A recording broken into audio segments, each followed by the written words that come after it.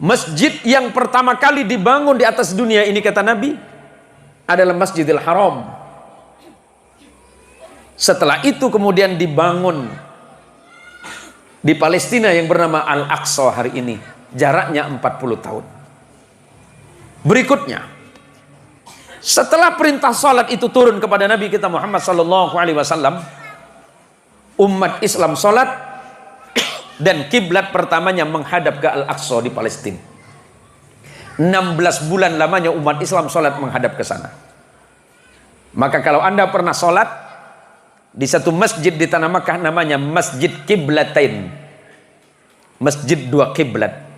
Karena di masjid ini Rasulullah salat menghadap ke Baitul Maqdis, Palestina, tapi setelah itu turun perintah Allah, fawalli wajhaka satral Masjidil Haram, maka hadapkanlah wajahmu ya Muhammad ke arah Masjidil Haram. Maka masjid ini sekarang dikenal dengan Masjid Qiblatain atau Masjid dua kiblat. Yang berikutnya, kenapa umat Islam itu sangat mencintai Al-Aqsa?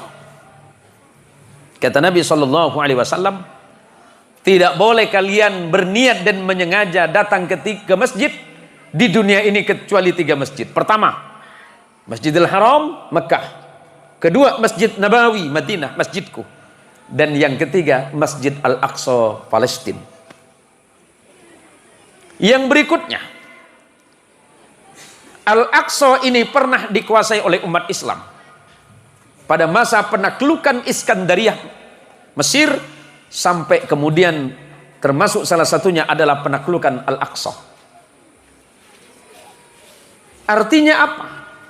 Umat Islam sangat mencintai Al-Aqsa. Umat Islam sangat mencintai tanah ini. Tanahnya para nabi dan para rasul, di mana wahyu Allah pernah turun di situ. Dan hari ini atas kekejaman bangsa Israel, orang-orang Palestina tanahnya terampas dan hanya tinggal 5% tanahnya. Padahal dulu 100% itu punya Palestina. Apa yang dilakukan oleh Israel hari ini? Menunjukkan kepada kita dan mengajarkan kepada kita. Jangankan kita tidak dimusuhi oleh itu, oleh orang-orang Yahudi. Bahkan Nabi mereka sendiri dibunuh karena tidak sesuai dengan keinginan mereka. Yang Allah sebutkan dalam Quran, Bismillahirrahmanirrahim. وَلَتَجِدَنَّ أَشَدَّ النَّاسِ عَدَاوَةً لِلَّذِينَ آمَنُوا الْيَهُودُ وَالَّذِينَ أَشْرَكُوا. Yang paling keras permusuhannya terhadap kalian umat Islam, siapa? Mereka adalah orang-orang Yahudi dan orang-orang musyrik yang membenci kalian. Bagaimana sikap umat Islam di Indonesia?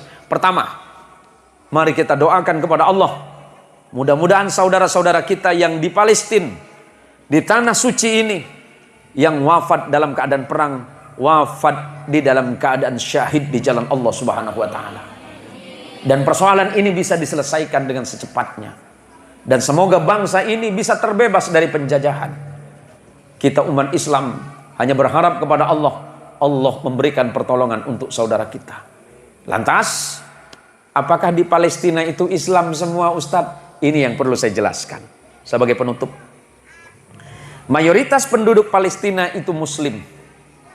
Di tempat ini lahir ulama kita, lahir imam besar kita, yang bernama Imam Muhammad bin Idris Asy-Syafi'i, yang kita kenal dengan Imam Syafi'i, karena secara fikih kita berfikih madhab Syafi'i. Lahirnya di kota Gaza, yang hari ini tengah berperang. Di sebelah sananya ada satu kota namanya Ashkelon. Di dalam bahasa Arab disebut dengan Asqalan. Di situ lahir imam besar ilmu hadis, namanya Imam Ibnu Hajar Al-Asqalani, yang menulis kitab syarah Fathul Bari, syarah kitab Sahih Bukhari. Imam Sufyan Ats-Tsauri juga lahir di situ. Ada banyak sekali ulama-ulama besar yang lahir di tanah ini. Apa yang harus kita lakukan? Kita sangat menolak apa yang terjadi hari ini. Aneksasi, pemaksaan, perampasan hak hidup. Di Palestina mayoritas Muslim. Walaupun orang Nasrani juga banyak. Orang Yahudi juga banyak di situ. Di tanah Israel mayoritas Yahudi. Tetapi orang Islam juga ada. orang Nasrani juga ada. Pemerintah Indonesia sudah mengeluarkan sikap mengecam sekeras-kerasnya tindakan yang dilakukan oleh Israel.